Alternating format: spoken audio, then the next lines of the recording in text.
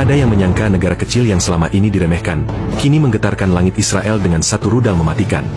Dalam hitungan detik, bandara kebanggaan Israel berubah jadi neraka dan dunia pun terdiam. Di tengah langit gelap yang menyelimuti Tel Aviv pada pukul 2.37 dini hari, tak ada yang menyangka bahwa detik-detik sejarah sedang tercetak ulang. Bandara Internasional Ben Gurion, ikon kebanggaan Israel, pintu gerbang bagi dunia, dan simbol supremasi teknologi serta pengamanan militer mereka, tiba-tiba berubah menjadi puing-puing yang membara. Semua berawal dari radar militer Israel yang menangkap kejanggalan. Sebuah objek asing melesat dari arah barat daya, dengan kecepatan yang membuat sistem Iron Dome tak mampu mengenali bentuk, arah, bahkan intensitas ledakannya. Dalam waktu kurang dari 3 menit, benda itu menembus atmosfer dan menghantam langsung terminal utama Bandara Ben Gurion, disusul oleh suara ledakan dahsyat yang mengguncang seluruh kota.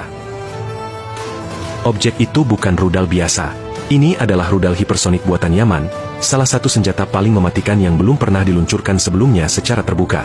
Sumber intelijen menyebutnya sebagai Al-Sakir 5, rudal generasi baru yang dikembangkan diam-diam oleh koalisi militer Yaman, sebuah kejutan besar yang tak hanya merusak infrastruktur, tapi juga menghancurkan kepercayaan Israel terhadap dominasi militernya.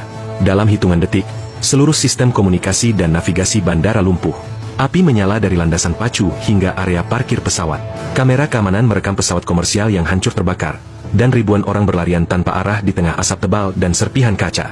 Laporan awal menyebutkan lebih dari 70 korban luka dan 18 orang tewas, termasuk beberapa pilot dan petugas bandara yang tak sempat menyelamatkan diri.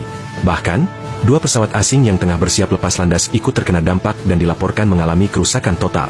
Serangan ini tidak hanya mengejutkan masyarakat sipil, tetapi juga mengguncang elit militer dan pemerintahan Israel.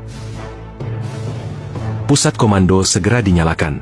Alarm serangan besar dibunyikan di seluruh kota. Tetapi, untuk pertama kalinya dalam sejarah modern Israel, tak ada yang bisa segera menjawab dari mana rudal ini datang, dan bagaimana rudal secepat itu bisa lolos dari seluruh sistem pertahanan canggih mereka. Pertanyaan besar mulai bergema. Apakah ini awal dari babak baru dalam perang teknologi di Timur Tengah? Apakah Yaman, negara yang selama ini dianggap lemah dan porak-poranda oleh perang saudara, telah membalikkan peta kekuatan dunia dengan satu serangan saja? Sementara dunia masih terpaku pada layar berita, satu hal menjadi jelas. Israel baru saja menerima tamparan paling memalukan dalam sejarah militernya, dan mereka belum siap menghadapi apa yang akan terjadi selanjutnya. Pagi harinya, Israel tampak membisu. Pemerintah enggan mengakui ke publik bahwa Bandara Internasional Ben Gurion, simbol keamanan dan kemajuan negeri itu, telah hancur lebur hanya dalam satu tembakan. Media lokal diberi arahan untuk tidak memberitakan peristiwa tersebut secara terang-terangan. Namun, internet tidak bisa dibungkam. Cuplikan dari warga sipil dan staf bandara yang berhasil selamat tersebar di media sosial. Video-video memperlihatkan kobaran api yang menjalar ke terminal penumpang, dentuman ledakan susulan dari tangki bahan bakar pesawat, serta jeritan panik yang membelah malam Tel Aviv. Dunia menyaksikan kebohongan yang coba ditutup-tutupi oleh rezim, dan narasi resmi pemerintah pun mulai runtuh. Sementara itu, investigasi internal menunjukkan bahwa rudal hipersonik yang menghancurkan bandara bukan hanya senjata biasa, melainkan hasil rekayasa bersama antara milisi Yaman dan kekuatan regional yang selama ini diremehkan oleh dunia barat. Teknologi peluncuran berlapis yang digunakan memungkinkan rudal untuk menyelinap tanpa terdeteksi radar, dan kecepatan Mach 7 menjadikannya tak bisa dicegat oleh Iron Dome, David's Sling, maupun sistem Arrow 3 sekalipun. Pusat Komando Militer Israel mengalami tekanan besar. Pertemuan darurat digelar antara petinggi IDF, Mossad, dan Kabinet Keamanan. Namun, lebih dari sekadar strategi militer, mereka kini dihadapkan pada kenyataan pahit. Musuh yang dulu mereka pandang sebelah mata telah menemukan celah, dan berhasil menyerang titik paling sensitif di jantung negara. Lebih dari itu, serangan ini juga menimbulkan kekacauan ekonomi yang tak terhindarkan. Penerbangan internasional dibatalkan. Investor asing panik. Mata uang shekel melemah tajam dalam waktu kurang dari 6 jam setelah kabar ledakan menyebar. Pasar saham Israel terjun bebas. Bahkan beberapa maskapai asing mengumumkan penangguhan rute ke Israel hingga waktu yang tidak ditentukan. Netanyahu dan kabinetnya dituding lalai.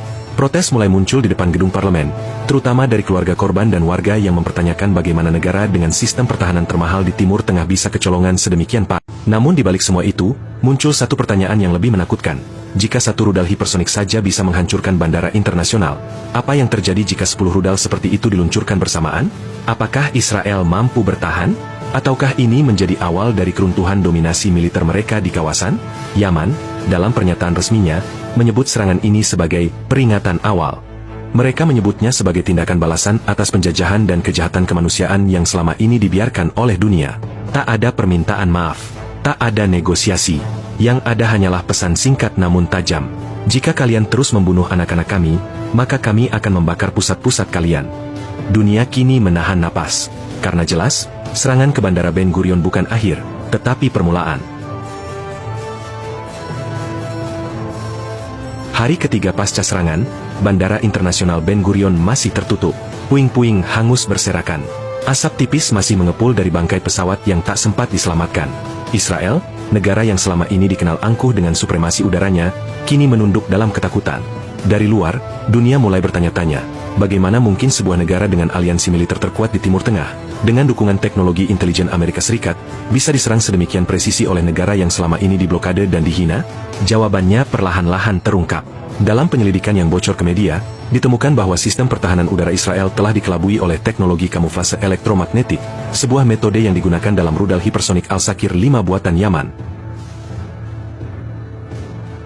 Rudal itu mampu menghapus jejak panas dan suara hingga detik terakhir sebelum menyentuh target. Lebih dari itu, intelijen Mossad menemukan fakta mengejutkan. Rudal itu tidak diluncurkan langsung dari Yaman, melainkan dari sebuah kapal selam tanpa awak di Laut Merah.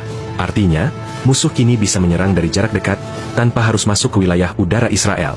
Sebuah dokumen rahasia bocor, mengungkap bahwa Israel telah meminta bantuan pertahanan tambahan dari Amerika Serikat. Namun, tekanan internasional yang meningkat terhadap agresi militer Israel ke Gaza dan Lebanon membuat sebagian negara mulai menarik dukungannya secara diam-diam. Beberapa negara Eropa bahkan mulai menyuarakan kritik terbuka. Dan di saat krisis diplomatik ini memburuk, Yaman menyampaikan pesan keduanya, dengan nada yang lebih tegas. Kami tidak sedang bermain-main. Ini bukan rudal terakhir. Jika kalian tidak menghentikan pembantaian, kami akan menghancurkan seluruh infrastruktur kalian, satu demi satu. Sontak, pernyataan ini mengguncang Tel Aviv hingga Washington. Para analis militer mulai membandingkan kejadian ini dengan serangan ke Pearl Harbor, bukan dari sisi jumlah korban, tapi dari guncangan mental dan geopolitik yang ditimbulkan. Israel kini sadar, musuhnya telah berubah. Ini bukan lagi kelompok gerilya atau milisi jalanan, tapi kekuatan yang memahami taktik modern, teknologi senjata canggih, dan punya tekad membalas dendam dengan presisi. Di tengah reruntuhan bandara, warga sipil Israel mulai merasa ketakutan yang selama ini hanya dirasakan rakyat Gaza, Yaman, dan Lebanon. Ketika langit tak lagi aman, dan pemerintah tak lagi mampu melindungi, rakyat mulai mempertanyakan segalanya. Mereka mulai sadar, dominasi bukanlah perlindungan, dan kekuasaan bukanlah ketenangan. Serangan rudal hipersonik ke Bandara Ben Gurion menjadi simbol dari keretakan total sistem keamanan Israel.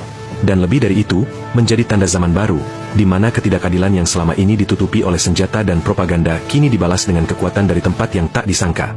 Dunia menyaksikan, sejarah mencatat, dan Israel, untuk pertama kalinya dalam sejarah modernnya, terpaksa belajar arti rasa takut.